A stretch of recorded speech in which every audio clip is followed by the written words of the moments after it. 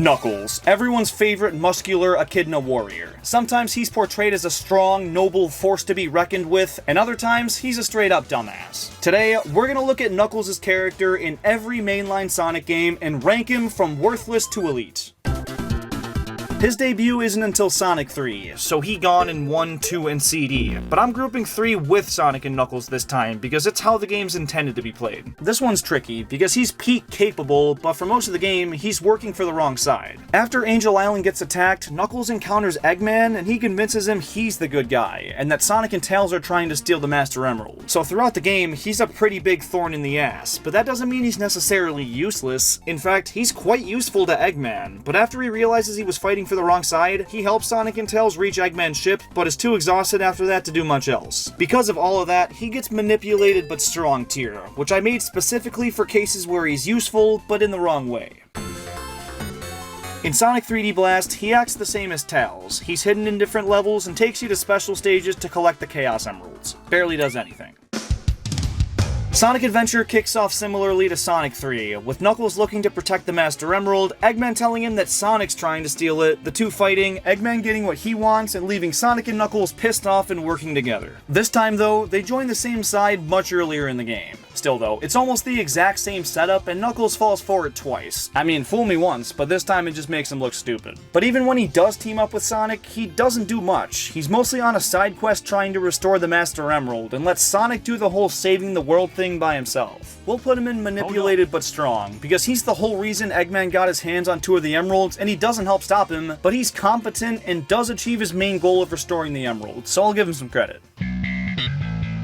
This is the first game where Knuckles plays a prominent role, and it's not helping Eggman at all. Him and Rouge have a standoff over who gets the Master Emerald, and when Eggman tries to snatch it while they're distracted, Knuckles breaks it into a million pieces and has to scour the earth and space to find them all. He did create the problem in the first place, but the Master Emerald is the only thing with the power to counteract that of all 7 Chaos Emeralds, so it's kind of vital Eggman didn't steal it, so I can justify his decision to smash it. However, when he does use it at the end of the game, it's in vain, because the actual Ultimate Life Form takes control of the space colony and keeps it on its collision course. Still though, he played a pretty big role and stepped up when he needed to, and I think that earns him an elite tier.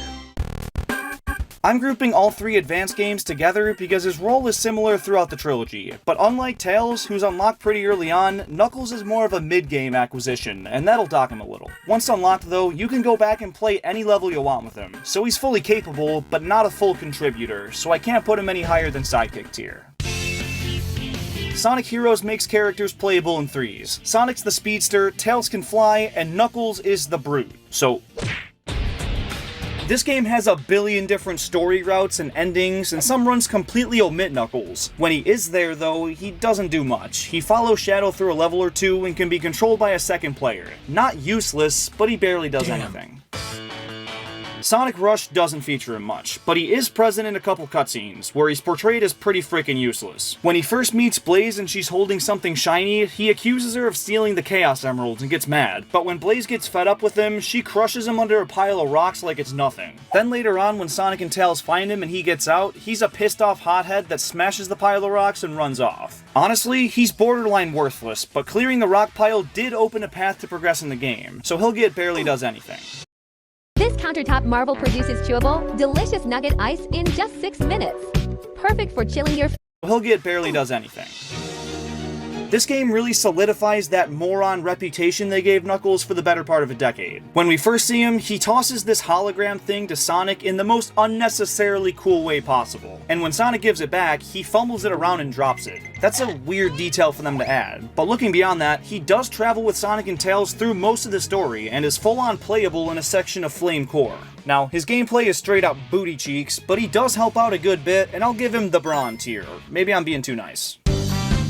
After Sonic 06, Knuckles fell into a bit of a hiatus. He's nowhere to be seen in Sonic Rush Adventure, Sonic Unleashed, Sonic Colors, or Sonic 4 Episodes 1 and 2. I guess he was off protecting the Master Emerald or trying to rizz up Rouge. And it's not until Sonic Generations when he makes another appearance. And spoiler alert, it's not a very good one. He attends Sonic's birthday party, gets sucked away by the Time Monster, and needs Sonic to save him, after which he insults him and does jack shit.